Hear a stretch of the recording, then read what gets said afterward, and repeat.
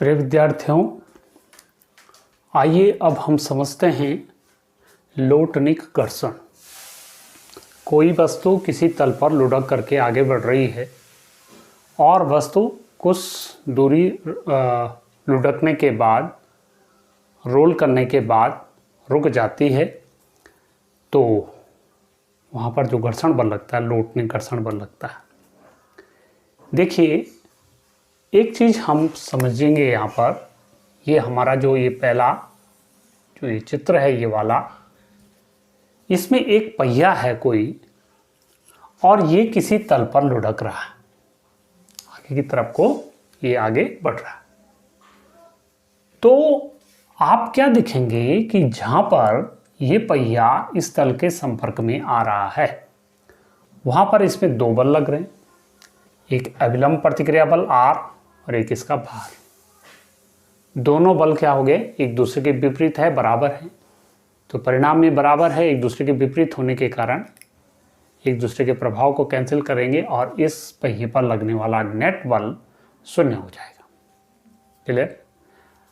अब जब इस वस्तु को हमने या इस पहिए को लुढ़काया तल पे, तो क्योंकि इस पे तो अब कोई बल नहीं लग रहा, तो इस प्रकार से ये पहिया अनंत काल तक जो है लगातार जो है चलते रहना चाहिए, आगे लुढ़कते रहना चाहिए। ठीक है ना? तो ऐसी क्या कंडीशन हो गई कि पहिया कुछ दूरी लुढ़कने के बाद फिर रुक गया, क्योंकि जबकि सिचुएशन तो ऐसे बन रही, क्योंकि इस पर कोई बल नहीं लग रहा। तो इसका कारण है, वास्तव में होता क्या है कि किसी तल पर जब कोई वस्तु लुढ़काई जाती है, हम लुढ़कने की बात कर रहे हैं समय, तो वो वस्तु क्या करती है, जहां पर उस तल के संपर्क में आती है, वहां पर उस वस्तु के तल को कुछ विरूपित कर देती है, यानी उसका आकार थोड़ा बदल देती है। जहां वो बिल्कुल प्लेन होता है, वहां पर वो प्लेन न रह करके थोड़ा कर्व्ड हो जाता है, दब जाता है अंदर को, जिस कारण से अविलंब प्रतिक्रिया बल लंबवत न रह करके ऊर्ध्वाधर mg के ठीक विपरीत न होकर के थोड़ा सा कुछ जो है आगे की तरफ को झुक जाता है, कि आप देख रहे होंगे यहाँ पर R डैश, जिस कारण से इस पर अब नेट जो बल है अब शून्य नहीं रहता, इस पर कुछ ना कुछ बल अब भी लग रहा होता, और उसी बल के प्रभाव के कारण ये वस्तु जो है, ये पहिया जो है आगे कुछ दूरी लुढ़कने के बाद रुक जाता है। ठीक है? तो यहाँ पर कि कोई भी वस्तु किसी तल पर जब लुढ़कती है, तो उन दोनों के बीच में सिंपल बात ढंग से हम ऐसे कह सकते हैं, सिंपल ढंग से, कि जब कोई वस्तु किसी तल पर लुढ़क रही होती है, तो दोनों वस्तुओं और संपर्क तल के बीच में जो घर्षण बल लग रहा होता है, इस समय उसे हम लोटनिक घर्षण बल कहते हैं। और लोटनिक घर्षण बल का जो मान होता है वस्तु की जो तल, जिस तल पे वस्तु लुढ़क रही है, उस तल की प्रकृति पर निर्भर करता है। अब वो तल जो है कैसा है, खुरदरा है, या वो तल जो है कितना हार्ड है, तो जितना हार्ड होगा वो तल जो है उतना कम लुढ़केगा, तो वस्तु उस पर उतनी ज़्यादा दूरी तक जो है लुढ़क के करके आगे बढ़ सकती है। आप सीधे समझ सकते हैं कि जैसे मान लीजिए कांच की कोई गोली है और कांच का एक पृष्ठ है, कांच की सतह पर आप उसको लुढ़का रहे हैं, तो दोनों का जो पृष्ठ है वो क्या है, बहुत हार्ड है, दोनों ही कांच है ना। तो हार्ड होने की वजह से वो आसानी से एक दूसरे को विरूपित नहीं करेंगे, तो गोली क्या हो जाएगी, काफ़ी दूरी तक लुढ़कते हुए आगे बढ़ेगी। लेकिन उसकी जगह अगर वो रबड़ की होगी या कुछ ऐसी विरूपित होगी जो गोलाकार की नहीं, तो वो कुछ दूरी तक जाने के बाद फिर रुक जाएगी। तो आप ऐसे भी इसको समझ सकते हैं। अब इस लोटनिक घर्षण को हम दो स्थितियों में इसको समझने का प्रयास करेंगे। पहला चित्र मैं यहाँ पर बना चुका हूँ कि घास रोलर को खींचना। देखिए, घास रोलर को हम खींच रहे हैं, ठीक है, तो कहा जाता है घास रोलर होता है, तो उसको खींचने की बजाय जो धक्का लगाने वाली स्थिति होती है उसमें ज़्यादा बल की आवश्यकता होती है। तो इसको आप कैसे प्रूव करेंगे, इसको अब हम यहाँ पर समझने का प्रयास करेंगे। देखिए, एक घास रोलर है कोई, इस पर यहाँ पर mg बाहर लग रहा है नीचे की तरफ, और इस पे हमने यहाँ से कोई बल F बल लगाया। ठीक है, तो इस F बल को हम दो घटकों में वियोजित कर सकते हैं। एक क्षैतिज घटक F sin थीटा, सॉरी लंबवत घटक F sin थीटा, क्योंकि ये जो है ऊर्ध्वाधर से थीटा कोण बना रहा, तो क्षैतिज घटक क्या हो जाएगा F cos थीटा, ये ऊपर की दिशा में हो जाएगा, F sin थीटा ये क्या हो जाएगा, इस दिशा में हो जाएगा। तो इस आधार पर मैं इनको क्या कह सकता हूँ कि जो हमारे पास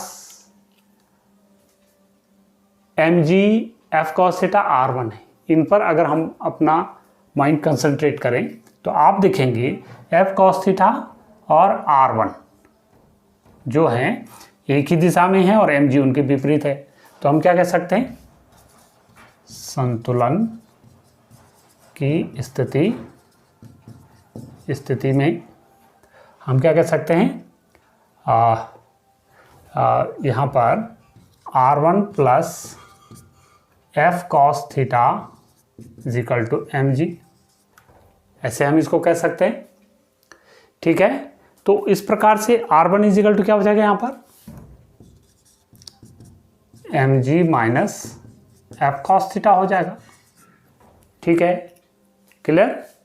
और अब आप जानते हैं, क्योंकि देखिए लोरर जो है जब बल लगाएंगे तो लुढ़केगा, तो संपर्क तल के बीच में दोनों के क्या लगेगा, स्थैतिक घर्षण बल लगेगा या स्थैतिक घर्षण की उच्चतम सीमा।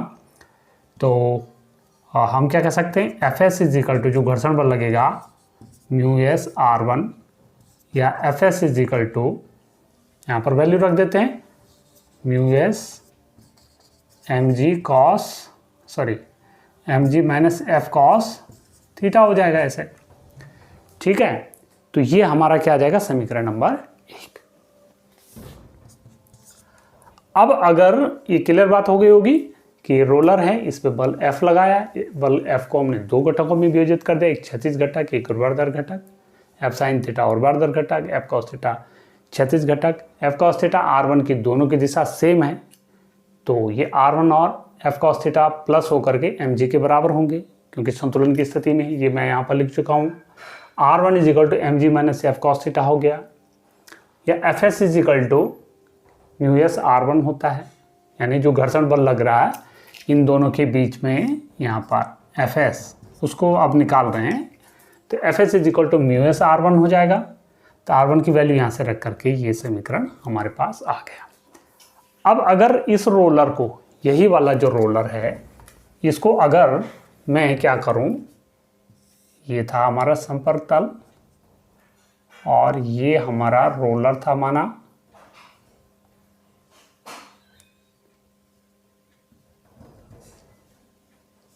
इसको अब की बार हमने क्या कर दिया, धक्का मार दिया अंदर की साइड को, तो अब ये इधर को लुढ़केगा।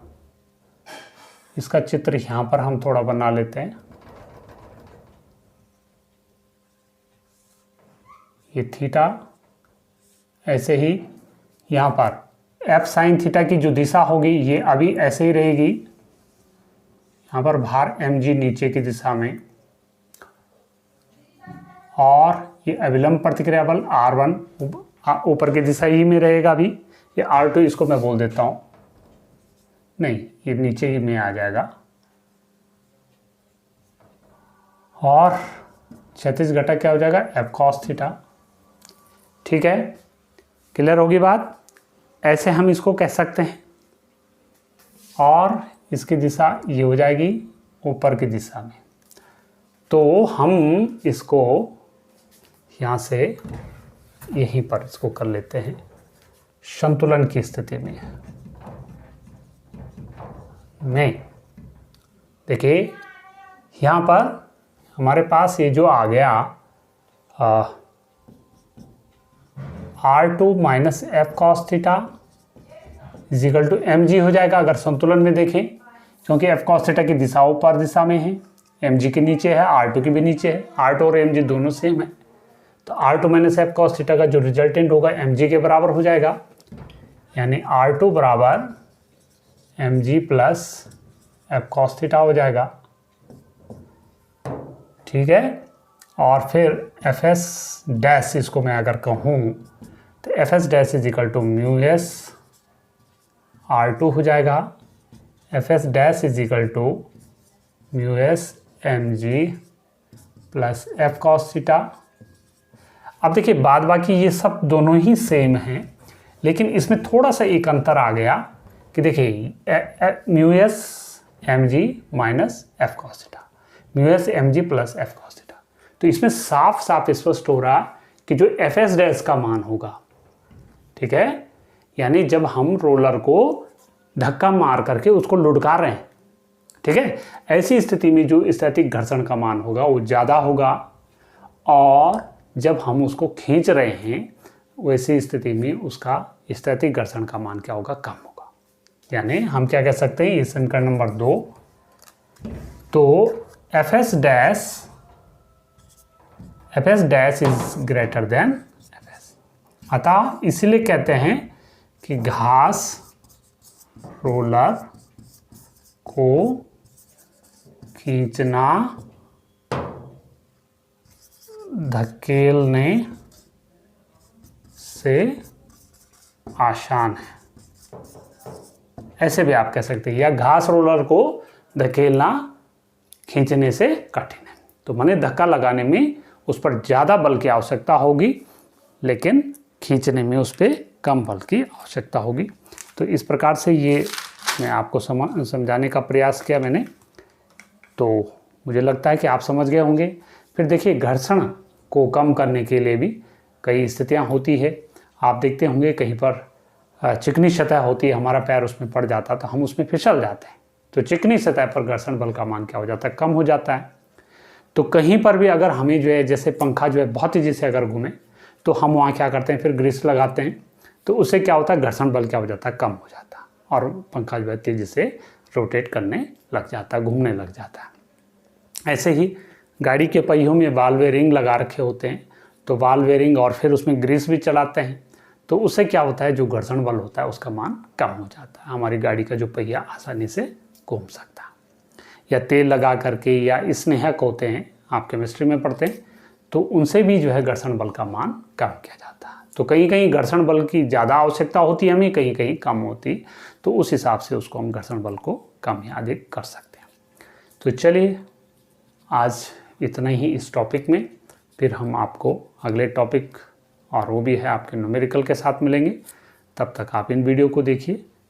आप सभी जो है लगातार वीडियो को देख रहे होंगे। प्यारे बच्चों, ये सब आपके लिए है, और आप जब इसको देखते हैं तो काफ़ी प्रेरणा मिलती है कुछ नया करने के लिए आपके लिए। तो आप ज़रूर इसका लाभ उठाएंगे, मुझे ऐसी आशा है। तो आप सभी का धन्यवाद।